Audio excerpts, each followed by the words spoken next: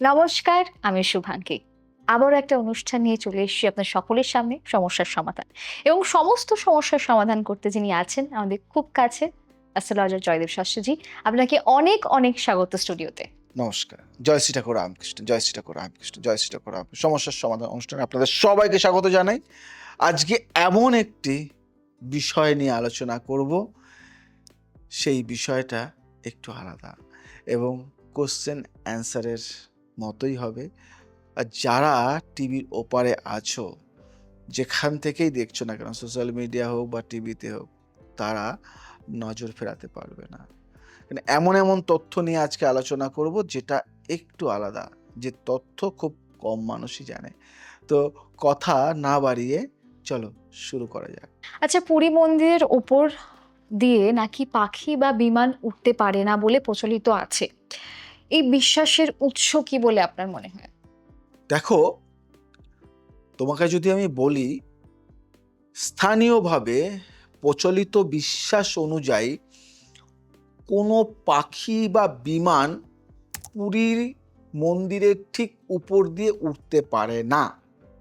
এই ধরনের জনশ্রুতিগুলো মন্দিরের পবিত্রতা ও অলৌকিক শক্তির প্রতি ভক্তদের গভীর শ্রদ্ধা থেকে তৈরি হয়েছে বলে মনে করা হয়, এবং প্রজন্মের পর প্রজন্ম ধরে এই বিশ্বাস মৌখিকভাবে প্রচারিত হয়ে আসছে।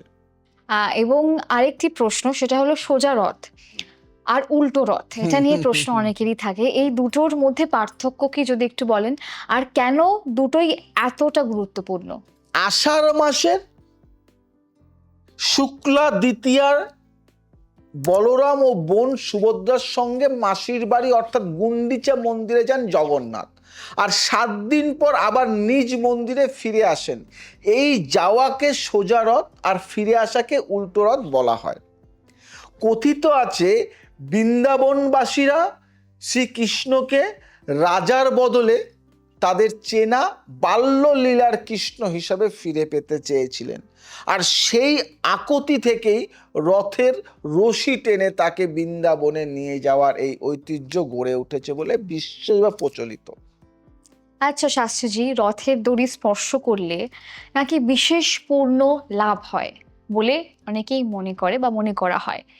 এই বিশ্বাসের পেছনে যুক্তিটা কি যদি দর্শকদের একটু বলেন? দারুণ কথা বলেছে, অনেকেই জানতে চায় এটা। দেখো, ভক্তদের মধ্যে প্রচলিত বিশ্বাস অনুযায়ী রথের রশি মানে দড়ি ধরে টানার মধ্য দিয়ে ভক্তরা সরাসরি ভগবানের সান্নিধ্য অনুভব করতে পারেন। কথিত আছে, এই সামান্য স্পর্শের মাধ্যমেই ভগবান শ্রীকৃষ্ণ সকল ভক্তকে আশীর্বাদ করেন। এই কারণেই প্রতি বছর পুরীতে রথ টানতে লক্ষাধিক পুণ্যার্থীর সমাগম হয় বলে জানা যায়। আর এই একদিনই অহিন্দু ও বিদেশিদেরও মন্দির চত্বরে প্রবেশাধিকার দেওয়া হয় বলে প্রচলিত। এবং আরেকটি প্রশ্ন, যেটা একটু মানে অন্যরকম, সেটা আমি করব। যুগের নট এবং এই শব্দটার সাথে জগন্নাথের রথের কি সম্পর্ক একটু বলবেন? এবং এটা কি সত্যি ইংরেজি ভাষায় মানে ঢুকে আছে, এর সঙ্গে কোনো মানে মিল আছে কি? জুগারনাট, হ্যাঁ, বা এটি কি সত্যি ইংরেজি ভাষায় ঢুকে গেছে? হ্যাঁ, আমি বলবো হ্যাঁ, এটি একটি চমকপ্রদ ভাষাতাত্ত্বিক তথ্য। জগন্নাথের এই সুবিশাল রথগুলো থেকে ইংরেজি শব্দ জুগারনাটের উৎপত্তি হয়েছে, যা এখন এমন কোনো বিশাল থামানো অসম্ভব শক্তি বা প্রতিষ্ঠানকে বোঝাতে ব্যবহৃত হয়।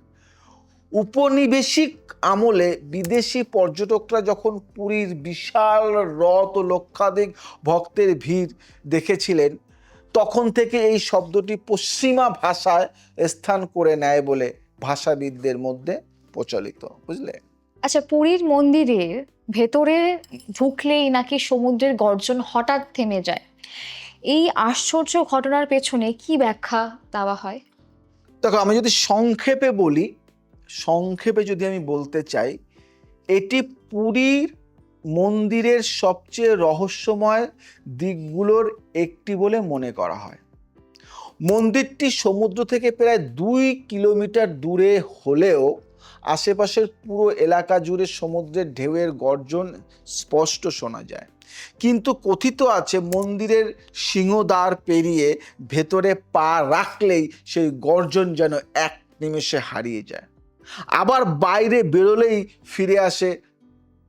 বুঝলে? তাই লোকবিশ্বাস অনুযায়ী স্বয়ং হনুমান এই মন্দির পাহারা দেন এবং তারই প্রভাবে সমুদ্রের শব্দ স্তব্ধ হয়ে যায়, যাতে প্রভু জগন্নাথ নির্বিঘ্নে বিশ্রাম নিতে পারেন। আচ্ছা, এটা শুনেছি মন্দিরের কাছে নাকি দিনে রাতে হাওয়া উল্টো দিকে বয়, এবং এটা কিভাবে সম্ভব বলে মনে করা হয়? হাসিও পায় এমন একটা কথা বললে। সাধারণ নিয়ম অনুযায়ী উপকূলীয় এলাকায় দিনের বেলা হাওয়া সমুদ্র থেকে স্থলের দিকে আর রাতে স্থল থেকে সমুদ্রের দিকে বয়ে থাকে। কিন্তু কথিত আছে পুরীর জগন্নাথ মন্দিরের ঠিক কাছে এই নিয়মটাই উল্টে যায়। এখানে দিনে ও রাতে হাওয়া বয় সম্পূর্ণ বিপরীত দিকে। এই ঘটনাকে স্থানীয়রা মন্দিরের ঐশ্বরিক প্রভাবের প্রমাণ বলে মনে করেন, আর এটিকে পুরীর প্রকৃতির অন্যতম অমীমাংসিত রহস্য হিসেবে দেখা হয়ে থাকে। আচ্ছা, এই যে মন্দিরের চূড়ার যে সুদর্শন চক্র নিয়ে এত মাতামাতি, সেটা কেন প্রথম? আর এতে কি এমন কি বিশেষত্ব আছে বলে আপনার মনে হয়? আচ্ছা আচ্ছা আচ্ছা আচ্ছা মন্দিরের চূড়ায় বসানো এই চক্রটির ওজন প্রায় 1 টন বলে কথিত। 1 টন, বুঝতে পারছো? আর এটি প্রায় 1000 বছরের বেশি পুরনো প্রযুক্তিতে স্থাপন করা হয়েছিল বলে বিশ্বাস বা প্রচলিত। সবচেয়ে আশ্চর্যের বিষয় হলো পুরী শহরের যে কোনো প্রান্ত থেকেই এই চক্রের দিকে তাকালে মনে হয় সেটি ঠিক আপনার দিকেই মুখ করে আছে। এই অভিজ্ঞতা এতটাই বিস্ময়কর যে ভক্তরা একে জগন্নাথের সর্বত্র বিরাজমান হওয়ার প্রতীক বলে ব্যাখ্যা করে থাকেন। আচ্ছা শাস্ত্রীজি, মন্দিরের কোনো ছায়া পড়ে না, এটা লোকে বলে, এবং যে কথা শোনা যায় তার পেছনে কি রহস্য যদি একটু বলেন। দেখো, মন্দিরে কোনো ছায়া পড়ে না, এটা কিন্তু একটা অন্যরকম বিষয় গো। এটি ভক্তদের মধ্যে বহুল প্রচলিত একটি বিস্ময়কর জনশ্রুতি। সূর্য মধ্য গগনে থাকা অবস্থাতেও নাকি মন্দিরের কোনো দৃশ্যমান ছায়া মাটিতে পড়ে না। এই ঘটনাকে স্থানীয়ভাবে মন্দিরের অলৌকিক স্থাপত্য শৈলীর প্রমাণ হিসেবে বিবেচনা করা হয়। আর এই কারণেই এই মন্দিরকে ঘিরে বিজ্ঞানীদের কৌতূহল কম নয় বলে জানা যায়। সময়ের সাথে সাথে আমরা চলতে হয়, তাই সময় আজকে নেই। তাই বলবো, রথযাত্রা খুব ভালোভাবে কাটুক, সবাইকে ভালোবাসুন, ভালো থাকুন, আর আমি আছি আপনাদের পাশে। আর আপনাদের কোনো সমস্যা থাকলে কন্ট্যাক্ট করুন সমস্যার সমাধানের জন্য, জ্যোতিষ শেখার জন্য। আজ আসি, আবার আসবো নতুন কিছু নিয়ে। ভালো থাকুন, সুস্থ থাকুন, সবাইকে ভালো রাখুন। জয় শ্রী ঠাকুর রামকৃষ্ণ।